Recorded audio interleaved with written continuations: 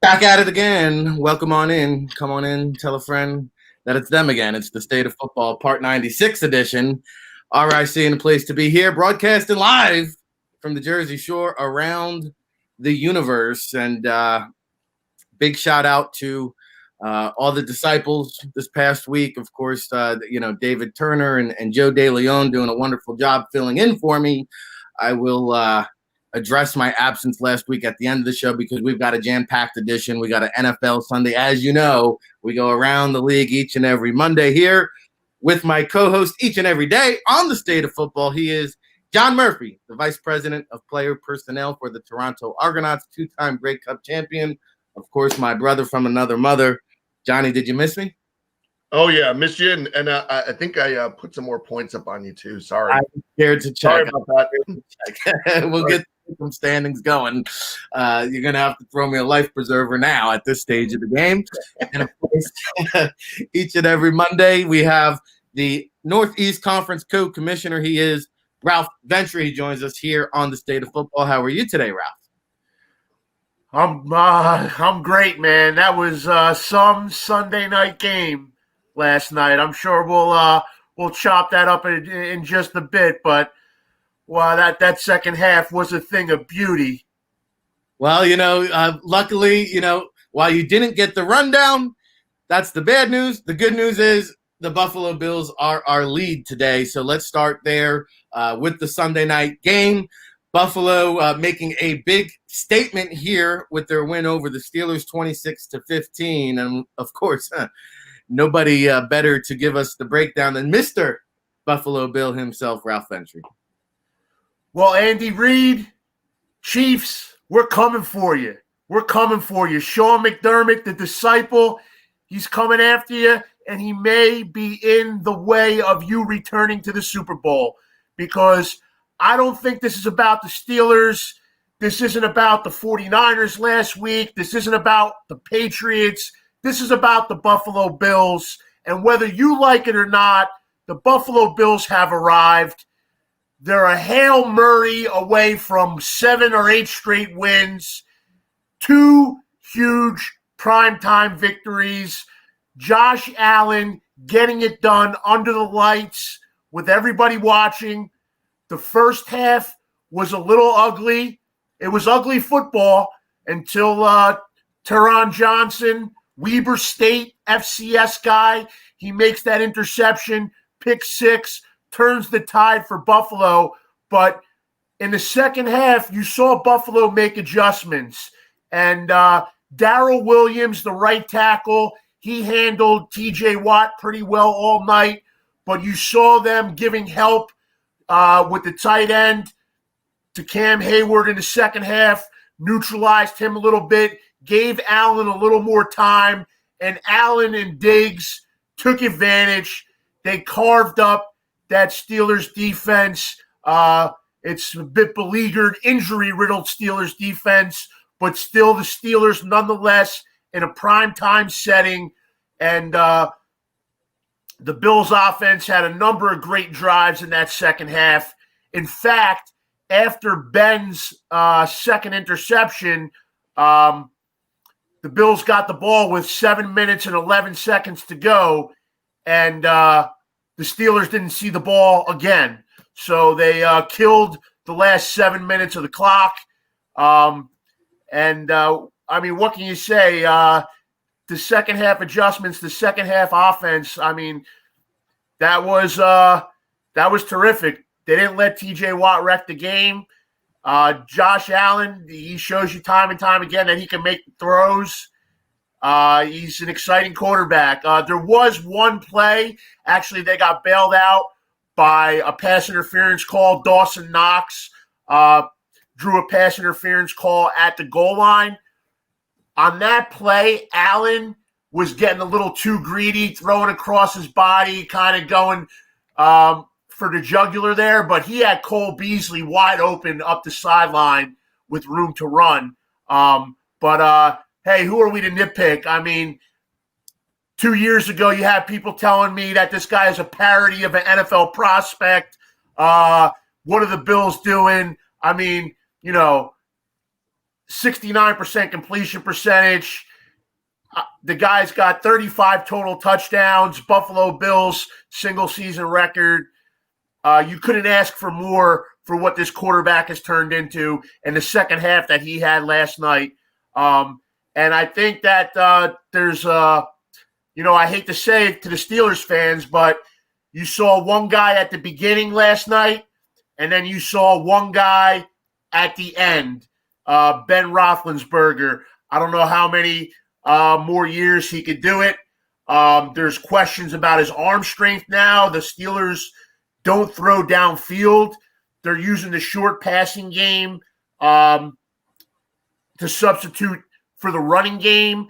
But are they only using the short passing game because Ben, coming off that elbow surgery, maybe he can't sling it like he used to? I mean, after all, 38 years old. But the bottom line is the Buffalo Bills are the number 2 team in the AFC. They're right behind Kansas City, and they finally arrived. The GM got a contract extension. They got their coach. They got their quarterback. And it feels like the 1990s all over again. And I hope they can keep it rolling for a few years. We'll start with trying to win a playoff game this January. But I think this franchise is in great shape. A lot to be excited about. A great Monday morning for the Buffalo Bills. Happy household in the Ventre family. I know Robin in the chat room is excited as well. I do think, however, Buffalo is still the 3 seed, from my understanding. Ralph there, very high on the Buffalo pedestal. Was this a kind of shakeup in the AFC power seeds? Kansas City maybe not as dominant of a year ago. 3 interceptions, first one there in Mahomes' career, but they still get the W. How do you kind of see this AFC playoff situation? Well, I mean, I still think the one thing that would bother me if you were looking at the long-term perspective of, if you're saying just the rest of the regular season, this now sets up the Bills to handle their business. The rest of these games are just preparing, get yourself in best position for the playoffs, but you pretty much are looking at everything that's in front of you. The guys that are behind you are now, there's enough distance and not enough games left to kind of close that door. My question is, if you play the Chiefs, you controlled the game, you had 30, 34, 35 minutes, but you're still not running the ball. Are you going to be able to play a playoff game against the Chiefs and sustainability of going back and forth with them? Is that really the model that you want to go by? I'm not sure that, how does that play out with a team that can score like that? Because if you're not running it at all, I mean, in 3 yards, 3.5 yards a carry, 40 yards, as your main guy, and it's not really been there all season. The defense is obviously totally different with the 2 linebackers in than when they're not. And having a little bit of an insurance policy of Josh Norman, even though Wallace is, probably ascending to being a better player at this stage of his career, they have enough there defensively to create issues for teams. But if you're not going to run it, are you really going to be able to control the ball against the Chiefs, throwing it 40-something times and trying to just outscore them? And the likelihood that you're playing in Kansas City, I think it's a recipe for a lot of things. Is it a recipe to win a game, like that in Kansas City without a running game? I'm not sure. I thought you saw yesterday Miami had a 10-0 lead, but you don't have a running game, and you're playing good defense, but you're holding them off as long as you can. And then once the gates opened, it was a totally different story. Not saying that that's how the game would look, but you ended up with a 33-27 game that at one time looked like it was going to be low scoring, then went 28-10, then finishes 33-27. Unfortunately, I would see something similar, could occur to whoever's playing the Chiefs in the playoffs if you're not controlling the clock and having a ground game. Yeah, so, it's going to be interesting to see how these seedings shake out and how the Steelers now react to a 2-game losing streak. Bud Dupree not in the mix. Suddenly, that Steelers team, they were talking about being on the same block, Mercury Morris and them boys, but now they're just trying to keep the house together. Well, and you heard what Ralph said about Roethlisberger. He even said it about himself. He said, if this is the best I can do, then maybe, I'll have to consider where I'm at year's end. Well, yeah, you have to appreciate the fact that he's able to adapt and adjust.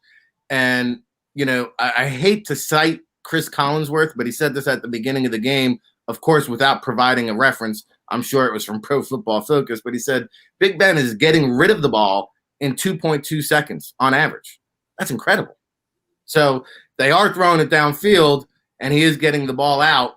But when you have big play weapons and you can't stretch that defense, that seems to be an issue. And, hey, kudos to Brandon Beane, too. He deserves some credit because Stephon Diggs is the X factor, okay? Without that Stephon Diggs trade, the Buffalo Bills are not circling the wagons and enjoying all this success. He has added now another dimension to the offense.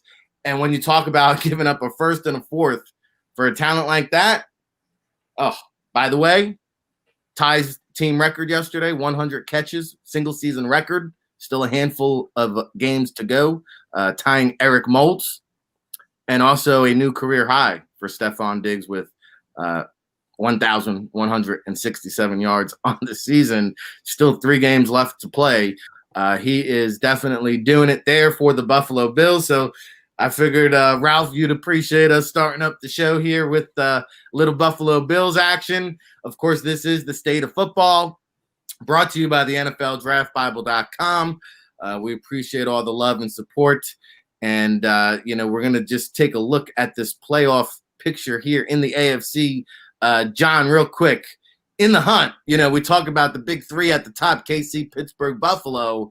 Now you've got a slew of teams fighting for these last 3 spots. A handful of games or a handful of teams in the hunt, with the Baltimore Ravens being one of them tonight. This is now almost a must-win situation for the Ravens. Yeah, and here we go. Here's week 1, 30-7. Here we are. And if you had said after watching that first week, hey, when they play again, one of these teams is only going to have 3 losses, I doubt you would have thought that the Browns were running a 9-2 record off after watching week 1. And then we mentioned it, where, hey, then the Browns had some wins. They played the Steelers, and it took, about 90 seconds of that game for you to realize they weren't ready to play the Steelers, either.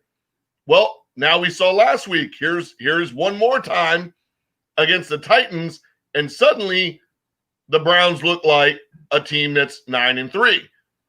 So to me, here's an accent, for this part of your season is you win tonight, you pretty much are in for sure. And now you're positioning yourself to be 1 game behind the Steelers, and you're 10-3 because the Steelers have lost twice in a week. So to me, this is a story that could be 2 teams going in very different directions. And I think what betters the Browns is playing the Titans and then the Ravens kind of prepares you for what you're getting, because you're going to get a whole lot of run action here out of them. You have the best pass rusher in the AFC on your roster. So you hold Lamar Jackson in check and you limit Baker Mayfield's ability to make plays for the Ravens and give them the ball. You have a recipe here, for this to be a ascending moment for the Browns in this season, and basically put those other 2. I think yesterday, unfortunately, not for the long haul, but for this year, unfortunately, the Raiders rolled snake eyes, yesterday, and that, that was the end of that, and literally was the end of that as Paul Gunther got thrown out of the casino after the game. So the wheel came up, snake eyes on him, and unfortunately, that's a sad way for what was such a good season and good vibe they're going to have a real sour taste in their mouth how that game went. And they're going to finish, probably on the outside now looking in here. So to me, Baltimore has 3 winnable games after this. So it's not completely, out of the question that they still can go 10-6. But I think this is a much bigger win, and game for the Browns, even though for Baltimore, it seems like you could tie Miami. You still have 3 shots at the wheel. For Cleveland, you don't want to get caught back in that rubberneck with a division winner and another team. You could fall all the way to being, the 7th seed if you're not careful. Whereas in this scenario, you might get a real nice matchup there, if you can just keep winning your games and see what happens. Maybe the Steelers lose another and you got a shot to win the division. Yeah, well, I mean, if Baltimore can pull it out tonight, there is light at the end of the tunnel. As you mentioned, the final 3 games for the Ravens, they have the Jaguars, Giants, and Bengals. All very winnable games. So if they pull it out, they'll be tied with Miami at 8-5 on the outside looking in the 7th seed. But again, Miami has Patriots, Raiders, Bills, Baltimore, Jaguars, Giants, Bengals. You would imagine Baltimore would be in line to kind of sneak in there, but they've got to hope that one of these other teams fall. And, Cleveland at Baltimore is going to be must-see TV. Who would have thought although by then, Miami might be seeing a whole lot of quarantine quarterback Jake Fromm or Matt Barr. I don't know if you'll be seeing Josh Allen other than on the sideline much in that final week. I don't know if that's going to be a necessity, to risk him if you've already got 12-3 in the bank. You're really not going to have to risk Josh Allen against Miami. Yeah, well, I know and I know that Vegas is kind of out of it, but if they do capture some, I mean, technically, mathematically, the Raiders could still go 10-6.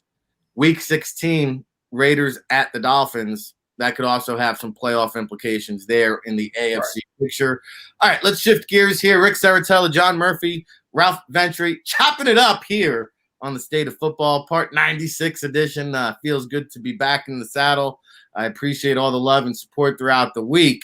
How about all the love and support that the Philly fans are now showering Jalen Hurts with? He pulls out the big W here, Ralph. The Eagles, nobody kind of saw this coming. At least I sure didn't.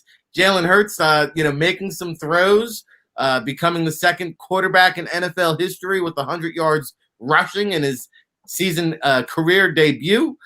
Your thoughts here on Jalen Hurts and the Eagles now? Well, we've talked on this show about Carson Wentz and his shortcomings this year, and we've all kind of wondered, what the heck has happened to Carson Wentz. But watching the Eagles this season, it's no surprise that they finally made the move to Hurts. You question that draft pick as well. Obviously, they drafted Hurts for a reason and showed some potential yesterday against a New Orleans team who I know John is high on, and a lot of folks are saying is the best team in the NFC. And a lot of people point to the New Orleans defense. So for Jalen Hurts making his first career start, knocking off the number 1 seed in the NFC, I mean, how could you not be impressed by that? And I'm sure the Philly fans are, they love him this week. That's for sure. We'll see if it continues.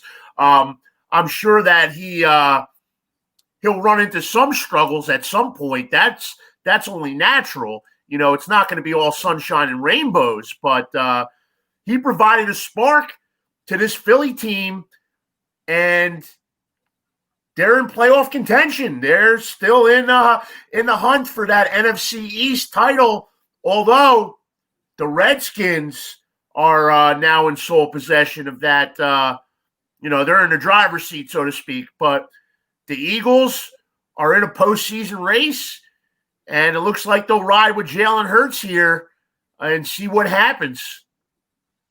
Johnny, what do you say? I mean, can the Eagles chop their way back up the NFC least playoff picture? And Also, I mean, where did the Saints go from here? Because, I mean, I know they don't want to rush Drew Brees back, and that's somewhat alarming because you have to wonder, like, that guy, even if he does come back 13 broken ribs or whatever it is, I mean, he's just a Humpty Dumpty hit away from just being snapped back to the bench again. Yeah, so I think you're going to worry about the short-term effectiveness, and you're weighing the playoff seeding versus, well, we want them for the playoffs for those games because, all right, at home, we might be able to win without them. On the road, we definitely need them to have a shot, right? And you got to look at all those different attributes of yesterday's game. First time in 55 games, they allow a 100-yard individual rusher. Going into the game, you're 8-0 the last 2 years without Drew Brees. How do you even accomplish that? And you're down other pieces. The returner is a major part, of getting them field position. Their special teams lets them down. Tommy Lee Lewis, that's why you're not in the league, is fielding a punt like that. Lutz is an all-star, all-pro kicker, goes 0 for 2. One of those is makeable, and it's a tie game. And you got to give credit to the Eagles, not only for what Hurts gave them on offense, but by the third and fourth quarter, they're literally playing with 4 practice roster defensive players on the field, 2 of them in the secondary. So, you look at it and you say, not the recipe for the Saints in terms of you gave up rushing yards because Jalen Hurts, unlike Wentz, when it wasn't there, took off and ran for first downs. He didn't hold it forever, didn't take sacks, and didn't give opportunity for turnovers. The Saints are coming off 2 out of the last 3 games, having 5+ sacks, 0 yesterday. And then on top of it, don't love a game plan on the road against the Eagles in that environment, and you throw it 40+ and you ran 20 times. I'm not sure that's a recipe to all of a sudden get excited that Taysom Hill has arrived as, like a pure quarterback passer at this stage, start 5, and you're putting the ball completely in his hands and letting him run the offense, like you were, Drew Brees. I'm not sure that's good for his resume. Like, that's good for what he learned yesterday for the future. Wasn't good for yesterday's result. To me, a lot more of Latavius Murray against their defense, making them have to come up, stop the run, and then they would have been very much prone to bigger plays down the field. And you saw, they had Emmanuel Sanders for a touchdown, overthrown. They had Cook a couple of times. The play doesn't go quite the way that it was. So I think you saw a perfect storm there for the Eagles. To me, when you watch the Redskins yesterday, they've taken another step. They're the best of the least.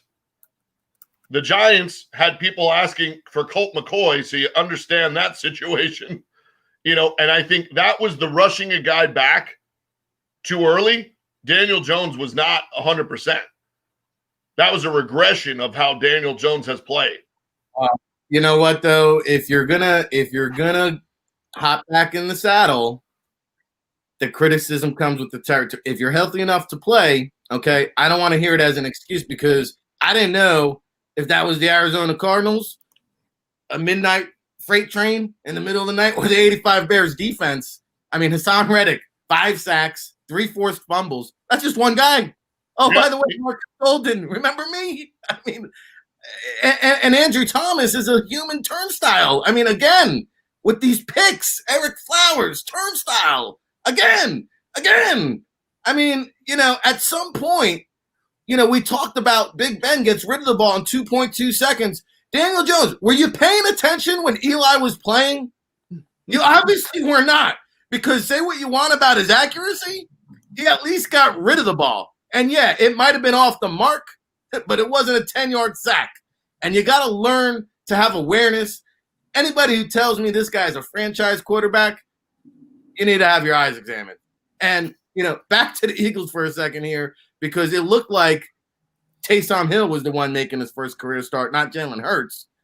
Okay, and now you have to start to wonder if Hurts gets hot, do they explore a trade? Because there is still love despite that hefty price tag. Yeah, but there's only one spot. Indy. That's it.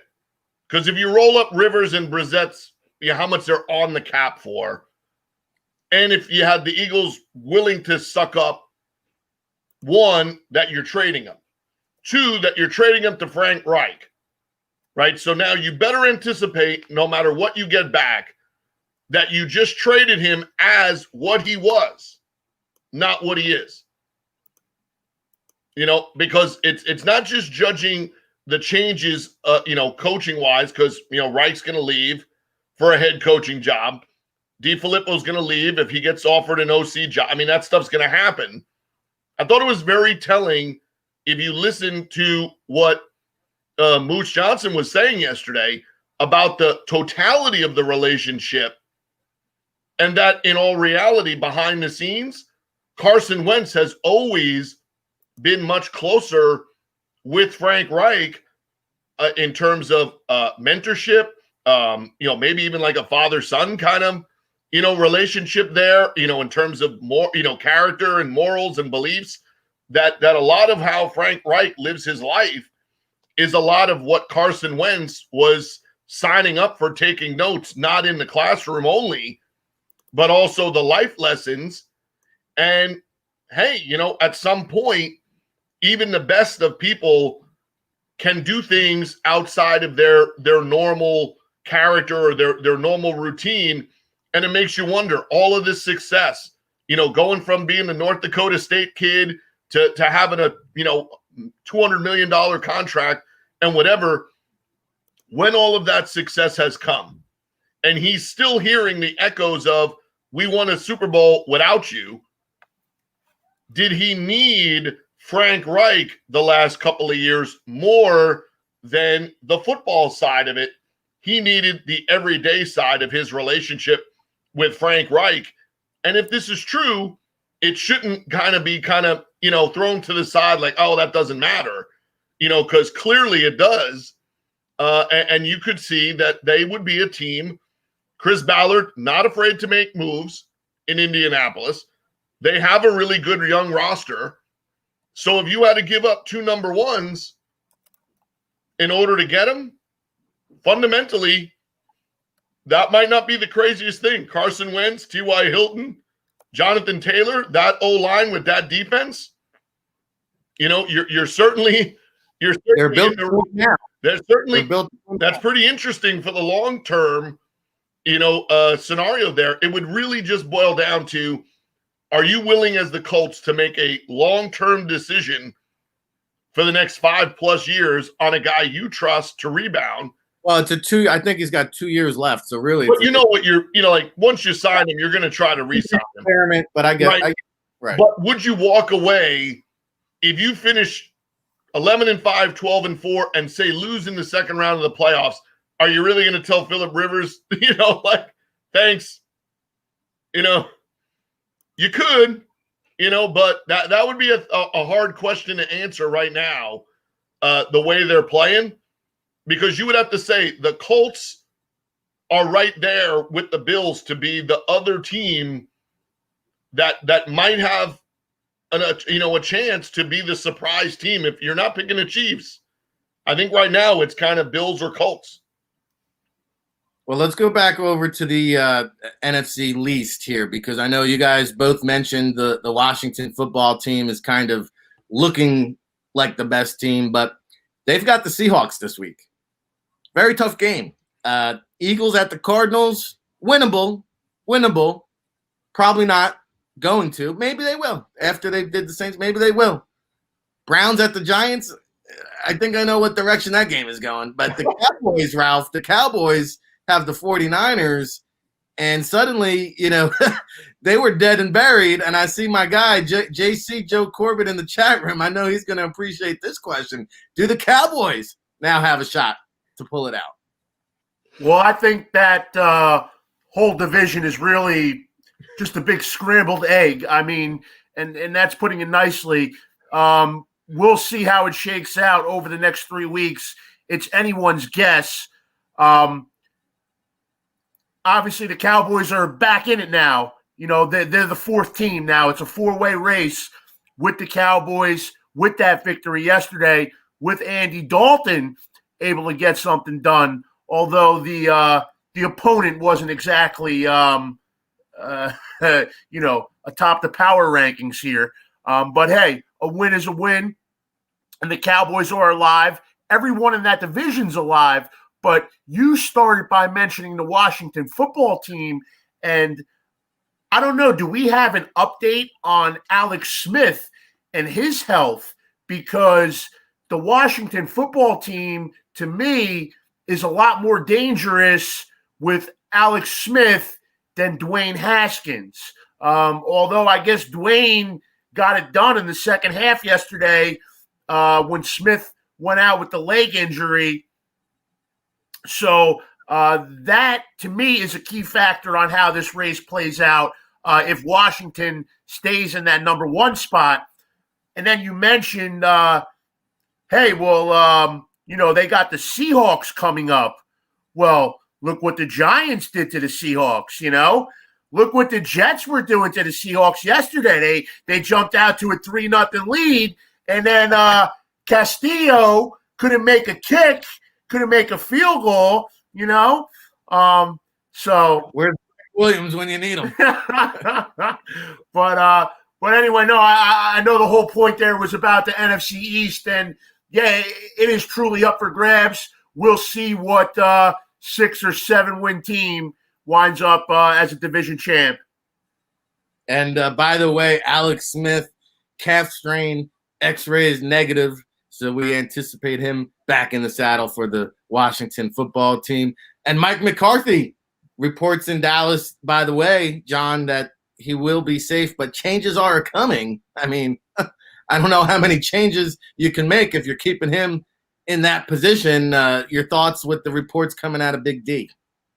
Yeah, so I mean that also must mean Lincoln Riley has decided he's staying in Oklahoma. That might have less to do with McCartney and more to do with who else can they get and what's available. I mean, you're going to have to look across the board and say, you know, the changes that could happen on the staff could be all. You know, there's probably nothing off the table. You know, if you're Mike McCartney or you're the Cowboys and you're trying to save face, it obviously then means Mike McCarthy has said, yeah, you know, I brought in my staff, but I'm willing to, you know, literally change anything and everything, you know, to move forward. So do they now stay with a 4-3 next year because that's the personnel they mostly have? Do they still want to make that move, you know, to the 3-4? And then who do they hire there? They stuck with Kellen Moore for some continuity. Does that really matter? You know, and then we're still wondering about not only the quarterback factor, but you have 3,000-yard type receivers, but a whole chunk of money in Amari. You have Elliott, who suddenly, you know, him saying, feed me, you know, has turned into Tony Pollard getting the leftovers. You know, you've now developed not one, but 2 tight ends. As, you know, after the injury, you know, Dalton Schultz has come in there and challenged to be the best Dalton on their roster. And who would have thought you'd be saying that, you know, earlier in his career? And the other one I'll give you is, after now seeing this for 2+ years, and yes, they miss him greatly not playing, but I think you could see them trade or release Tyron Smith and go in a very different direction there. Now, whether that's drafting, you know, a guy, or whether that's just re-going into that market, you know, and changing things around. Connor Williams has been a disappointment. You're set, you know, you've made multiple changes because of the early retirement at center. You know, you clearly don't have enough tackle depth, and it makes you wonder, is the amount of money they're spending on Lyle Collins, you know, and Martin, you know, and Tyron Smith, keeping them from having a competitive group when those 3 guys are not in there, because the rest of their dudes that they're putting off the roster, they're pulling them off of David Turner's ANC tour. You know, I mean, so, you know, that's not a great group of O-line to be playing with on a weekly basis, where you're like, left tackle, oh, Right tackle, left guard, center. Well, okay, not terrible. But Joe Looney, once you get past 3 yards, that's about it. Joe Looney can block between him and 3 yards in front of him. And if you go anywhere between that and any further, he either is on the ground or he's blocking air because he's just not athletic enough to get to the second level. He needs an Uber to get to the second level because he ain't getting there by himself. So I think you have a lot, and that was just the offense. That doesn't count the kicker that your special teams coach brought with him, who is shanking them all over the place. And the factor that you have a lot of young defensive players up for contracts, and you have some really tough decisions on Sean Lee, Jalen Smith, and then how much money are you giving to Aldon Smith and Randy Gregory in terms of an investment? You got Gregory done, but are you trying to do something long-term or just year to year? Same thing with Aldon Smith. They wouldn't trade him at the deadline because they wanted to hold on to him. You could see the gas has kind of emptied in that tank as the season has gone on, but that might also be attributed to the factor, he hadn't played in 5 years. Right. Well, I will say that the NFC, by the way, you're tuned in to the State of Football, Part 96 edition here. Ric Serritella, John Murphy, Ralph Ventre, broadcasting live around the universe, brought to you by the NFLDraftBible.com. Make sure you follow us at NFL Draft Bible. We've got a lot of great content coming out later on today. We'll have Scouting the Nation. We had a bye week last week, so we'll get some draft nuggets up there for you.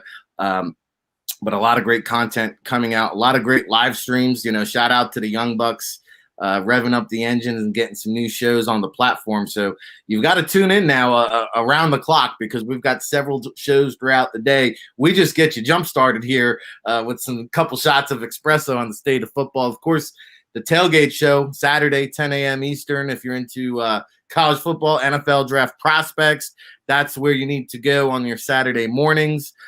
Tomorrow, we'll have Russell Landy, who joins us each and every Tuesday, of course, from the Calgary Stampeders, longtime veteran scout who, does the college football, around the league type of edition here on Tuesday. Wednesday, I think we have some pretty good guests. I think we're going to have Sugar Ray Austin back on.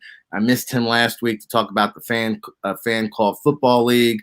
Coach Grabowski, I think we're going to try to pop him on here. Of course, from CoachTube.com, by the way, the Baldy Breakdown Bob Wiley O-Line Seminar now available on CoachTube.com. Make sure you check that out. Thursday, of course, we have Dane Vandernat from the NFLPA Bowl, Neil Stratton from Inside the League. We'll try to pop on Justin Van Fulpen here at some point, of course, with Joe Siegel and those guys. And Friday, Football Friday show with Big Law and David Turner sprinkled in throughout the week. In fact, I think we will have David Turner with us tomorrow. He is heading into the surgery room on Wednesday. So we appreciate him holding down the fort last week with 1 foot up in the air, literally. So that's what the weekend or the week ahead looks like. Let's keep it here on the end. That's one hell of a lineup, Rick. I mean, that's a Pro Bowl lineup if I've ever seen one. We just probably should not have told fans that Turner would be on. Just let them be surprised by it because the viewership goes sideways if you mention it too early. Yeah, all those guys, and then David Turner in there. It's like, which one doesn't belong? You know what I mean? Yeah. You're naming all these like a Ryan Roberts. It's like a Ryan Roberts mock draft. But the one thing I got to say, I'm honored to kick it off with you guys every Monday. But I wanted to go back to one thing that John said earlier with the Cowboys. Mm-hmm. Well, first, he eventually caught himself, but twice he said Mike McCartney. And I got to say, McCarthy is no rock star. He does not need to be in the same breath as the Fab Four, okay? But maybe you got Paul McCartney's Christmas album going there, John. That's why you had the Beatles on the mind. And the other thing, when you ever talk about the Cowboys, I'm no capologist. I don't work for Spot Track. I'm no Mike Tannenbaum. But I got to say, like, they have to have cap trouble at some point, right? It's impossible for them to keep all these guys, Dak, Zeke, Amari, all the linemen, the defensive players that John was mentioning. I think he froze up on us, by the way, down there. Must have been streaming some McCartney audio on Spotify, and the broadband couldn't handle it. But hopefully we'll get him back online soon. But, you know, the Cowboys, I don't know what it looks like. I don't know. I'm just speculating. You know, they cap issues have to, you know, not only are they 4-8 or 4-8-1 or whatever they are, but is their organization really set up for success in these next couple of years? I mean, I guess we could do a whole show on that, but I just thought it was interesting, you know, because that's the one thing that really comes to mind when I hear Cowboys is, you know, how are they possibly going to afford all these players? And they have this collection of players, and they're still not producing. So, you know, maybe it's time to start over. But I know there were some other things you wanted to talk about, Rick.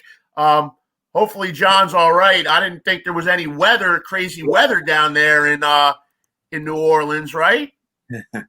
Well, the whole weather around the country, it sounds like crazy. I know we're bracing for snow here in New Jersey, but I think at this point, I think we should just you know, allow the NFC East to just pick an all-star team amongst the 4 teams as their playoff entry at this stage, because, you know, this is some pretty terrible football that's going to be playing in January. But I wanted to get your thoughts in terms of who is the favorite now in the NFC, because you've got the Saints, who, you know, they're not who we thought they were. You've got the Packers now, who, oh, by the way, big shout out to Matt LaFleur. Say what you want about this guy. Over the last 2 seasons, okay, playoffs included, only Andy Reid has a better record. I mean, Matt LaFleur is now 24-7 since taking over the Packers. Andy Reid 27-5, Sean Payton 23-7, the great Billy Belichick 18-12. So say what you want, he's got the Packers revved up. But, you know, you take a look, Seahawks, Rams, Bucks, John, who are you taking? The Packers are playing the best, you know, but they haven't played well against, you know, the better teams. That's where their struggles have come in. You know, you know, I think it really is going to boil down to whichever team gets that home field advantage, it's still going to be a home field advantage even without fans. If it's the Packers, if the Bucks or the Saints, with how they want to play offensively, have to go play in Green Bay, that's going to be a discernible advantage to the Packers, even with their defense. If the Saints rebound and Breeze plays, or the Chiefs just have a game where, you know, like the Saints did yesterday, right? Next week, the Chiefs are at the Saints. Wouldn't be shocking to anybody if that same thing happened to the Chiefs next week on a weekly basis. And all of a sudden, you know, it goes the other way. There's a few turnovers in that game. If Miami could have scored, I mean, look at the final score of that game. When it's 28-10, you're thinking, wow, that's it. That's a wrap. You know, and it ends up 33-27. So to me, the home field advantage will play a huge role. And I think if you give Aaron Rodgers home field advantage at this stage of his career, I bet he takes advantage of it and at least gets to the Super Bowl. If it's on the road, then I think it opens it up again, you know, to where you could have a sneaky team, you know, kind of get in there, because you mentioned it. Now, a road game against Washington with a healthy Alex Smith and that defense could be a better game in terms of lowest scoring affair, you know, and anything could happen, you know, and wouldn't that be the one you want to see not because it would be great stylistically, but the Bucs with Tom Brady having to play that young defense would be a terrible matchup for the Buccaneers offensive line. So that to me, there's a few options here to go, but it still seems like it's boiling down to, the Packers or the Saints. This week, the Packers. Every week, in the past 5, it's kind of been leaning more toward the Saints. So I think it's the home field advantage. If you're playing in the Dome, it's going to go the other way. And I think if you're playing in the Dome twice, it's not good news for the Packers that you already won. Because doubtful you're going to the Dome and beating the Saints twice in New Orleans. Right? So the head-to-head favors you if you're now at home the next time than if you beat them twice, on the road. Probably not happening. Yeah, and I still can't get that Bucs win over the Packers. That 4 touchdown. They won by 28 points there, and the Bucs. Let's be honest, they're fighting for their playoff life. But you saw Arians, shake it up a little bit. Leonard Fournette to the bench. They finally activate Shady McCoy. Ralph, you could still state a case here that my Bucs could, if they catch a jolt of lightning here and actually figure out how to put this thing together. Still very much in the mix.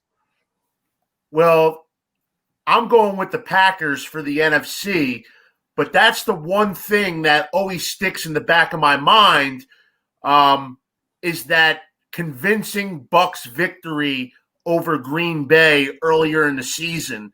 And when the Bucs defense has it together and with all of those offensive weapons, even with a declining Brady, they can beat anyone on any day. So I certainly wouldn't want to face them in the playoffs. But right now, as John says, the Packers are playing the best football out of any team in the NFC. Aaron Rodgers is Aaron Rodgers, and he's the best quarterback in the NFC. So, why not go with the best quarterback to win the conference? That's not usually a bad bet. The one thing about Green Bay, and I got to wonder if it factors in playoff time, we know it factored in last year against San Francisco in the playoff loss. But Mike Pettin is the defensive coordinator for Green Bay. And for the most part, Pettin does a nice job. His defenses are always in the top half of the league. But there has been a tendency, whether he was with the Jets, whether he was with the Bills, whether he was with the head coach of the Browns, and now with the Packers, there has been times where his defenses have been exploited by a good power running game. And, will somebody be able to take control and win that battle against Green Bay in the playoffs because of the weakness in the run defense that the Packers may be prone to? That's another thing that sticks in the back of my head when I want to pick the Packers to win the NFC, but I'm still going with them right now at this point in time. Other than I like Seattle, but Russell Wilson has fallen off a little bit, but Russ is still Russ. But outside of him, I don't know if Seattle is nearly as talented of a team as Green Bay is. Well, speaking of Seattle, you saw the addition of Jamal Adams. He sets a single-season sack record. Of course, sacks only being counted as far back as 1982. But 9.5 sacks is a new record for a safety. He breaks the previous record held by Adrian Wilson, who you may remember, a very talented safety for the Arizona Cardinals. Just for the record, I'm going to stick with my preseason prediction and keep Tampa Bay right up top. I think it's going to be, if the season ended today, my Super Bowl prediction would be Tampa Bay versus Kansas City. Old school versus new school. I'll just leave that there. All right, let's hand out a couple awards here. before we did mention, you guys touch base, Paul Gunther. Hey, the State of Football Chop Shop. Paul Gunther gets the axe. Rod Marinelli now assumes the defensive coordinator duties. So, you can't give up 150 points in the last 4 games. You can't give up 200 yards rushing to Frank Gore and the Jets. So, Gruden has to part ways with his buddy there in Paul Gunther. State of Football Offensive Player of the Week. This award could have went to a lot of players, right? It could have went to Jalen Hurts. It could have went to Derrick Henry. But let's shine the spotlight. Let's give my guy Jonathan Taylor a little love here. 20 carries, $150, 2 touchdowns.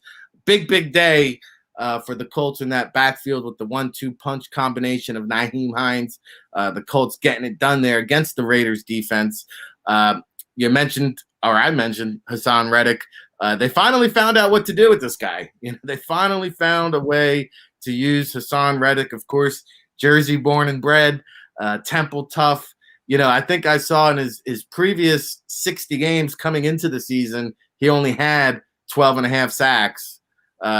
He might have, almost reached that total yesterday. Of course, collecting 5, I think 9.5 now on the season. So a couple helmet stickers there to give out. I just want to run through a couple other news and notes here that caught my attention. Ray Perkins, again, I'm not a big fan of Peter King, the person, but if you want to go back and look at the coaching staff that Ray Perkins assembled, he did a great job with that on his weekly column. I mean, he had, Bill Parcells as a special teams coach and Bill Belichick there as the defensive coordinator. Just a really, really interesting story. And I thought that was interesting. If you guys want to check that out, I highly recommend it. Let's see. We had, Patrick Mahomes, 26 career games with at least 300 yards passing. Ties Kurt Warner for the most through the first 4 seasons. So he's just collecting one heck of a resume.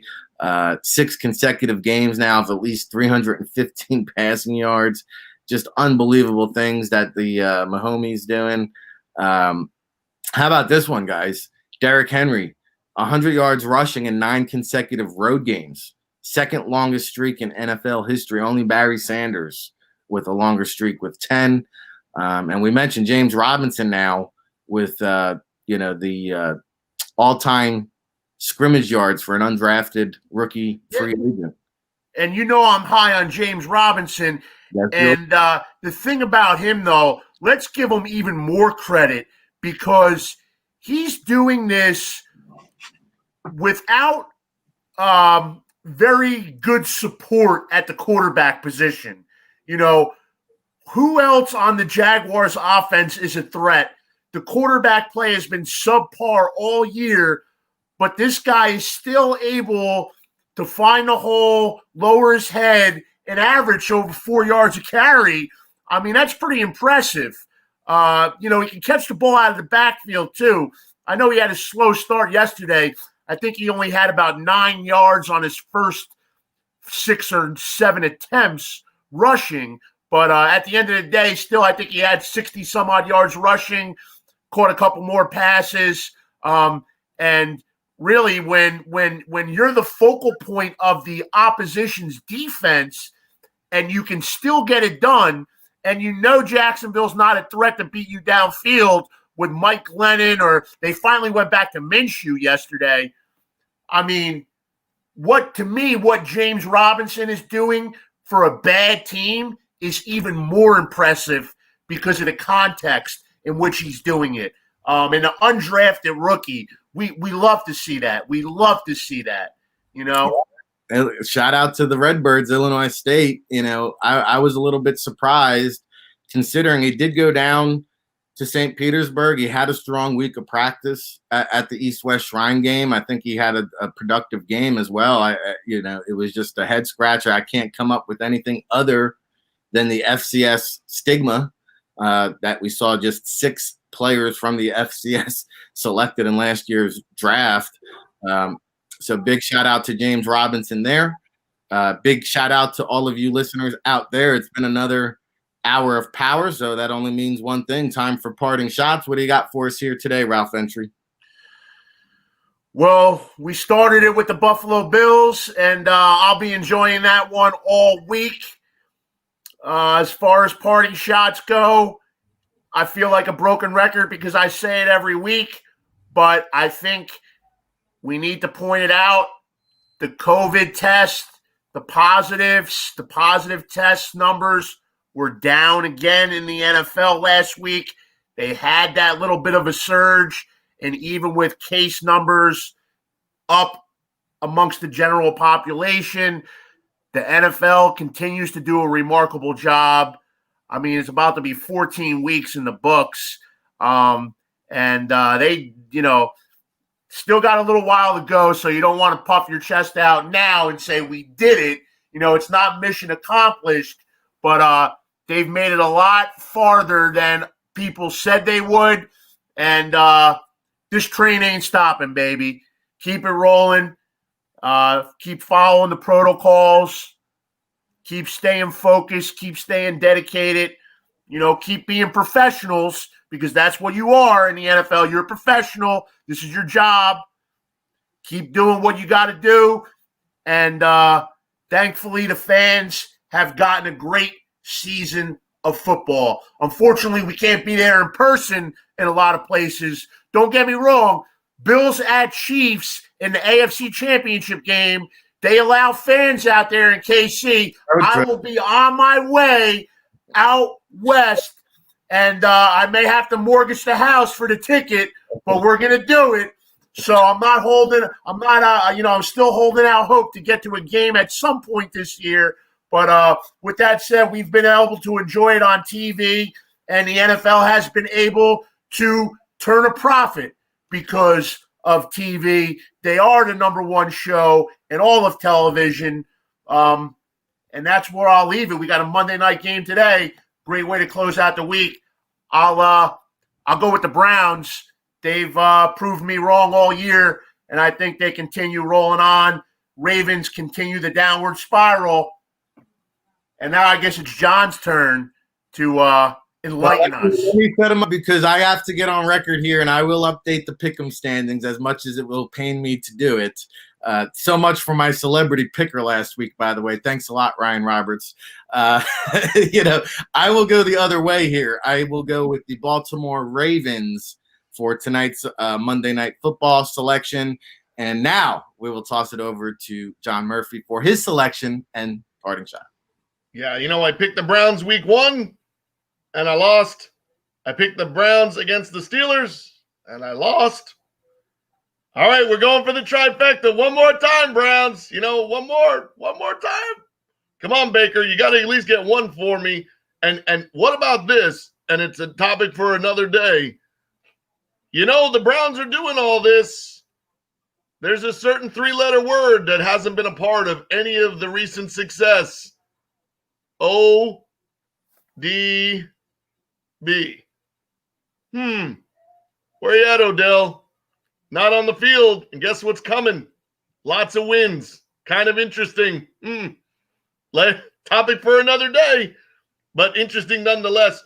Yeah, I think, there's a lot of things we've seen in the past, week, talking about the COVID, talking about, the cancellation of games. We're heading into amazingly a championship weekend where at one time you'll be seeing a championship game being played, and on other channels you have teams playing out their schedule because they're making up games. Never seen that before, so something else we'll enjoy later on in the week. But one thing that jumped out at me that I saw in the past 24 hours, Mackenzie Milton is transferring to Florida State. I wonder what kind of positive karma he's bringing with him for Coach Norvell. You might have figured out a way to maybe get a little of the negative karma that's been around your program out of your system by doing something like that. We've all seen what Alex Smith has done. Could that be a foreshadowing of what we will see next season at Florida State out of Mackenzie Milton? Because the last time we saw him, he was doing something completely unexpected. and something we had never seen out of a non-Power 5 team, which was having them on the verge of 2 seasons in a row of being considered as a top 5 team in the country. Is there still some magic left? We know there's some magic left in that arm. We're going to see how much magic is left in that leg. And I know Rick kind of gave out an offensive and defensive player of the week earlier. There were some other candidates for player of the week last week. Ryan Roberts, it was all right. Wasn't too bad. I thought, it was a decent performance. Kind of late round, maybe priority free agent. Turner showed up, still can't pronunciate, still can barely say David Turner without skipping over himself. So, it's an improvement because it's consistency, right? Consistently, he is the same guy, not on film, but on audio. He's the same guy on film and audio every week. So late round, maybe with a better, pronunciation or two of the Polynesian names, we might be able to get Turner into like the 5th or 6th round. He might be able to get draftable. Now, Dakota Follett, that guy came through. I liked his film. I liked his links. Mostly they all worked. One time they went to the trash email. So he kind of made it into the early rounds of the draft. But I think I won't get much pushback unless he wants to get put out the front door to say that without a shadow of a doubt, the MVP from last week was without a doubt Samantha Serritella. So you got the player of the week for how you worked with all of us last week to make sure all of these shows represented for everybody the type of person, son, friend, and contributor that we have right here. So I think all of those shows last week as a group brought everybody together and all did it to make sure that Rick could have the proper time to spend with his family. Yeah. Thanks, John. This was a tough show for me. And I had to save this for the end of the show or else I wouldn't have been able to get through it. But, I wasn't here last week. If you don't know, my father passed. And it's just, again, big shout out, like I said at the top of the show, to all the disciples, the family, the friends, the followers, the listeners, just everybody. I mean, incredible support. And I'm still trying to get back to everybody and thanking, everyone who reached out. And it was just an incredible show of appreciation. And I will say, our show lost its number one fan. My dad watched every show. A lot of times the next day because, my mom still works a little bit here and there. So she'd have to kind of, get the link to work for him and figure that out. But he watched every show. I talked to him about it almost every day. And so, I owe everything to my dad and he loved this show so much. So as long as I'm still alive, this show will continue to roll on. And I just want to thank him because I know he's watching right now and, just really proud of everything that we've accomplished here at the NFL Draft Bible. Next year will be our 20-year anniversary. But, I just want to let everybody know that this was a difficult show for me. So I appreciate all the love, support. I thank everyone so much. And rest in peace, Dad. We'll catch you, everybody, tomorrow, 9 a.m. Eastern.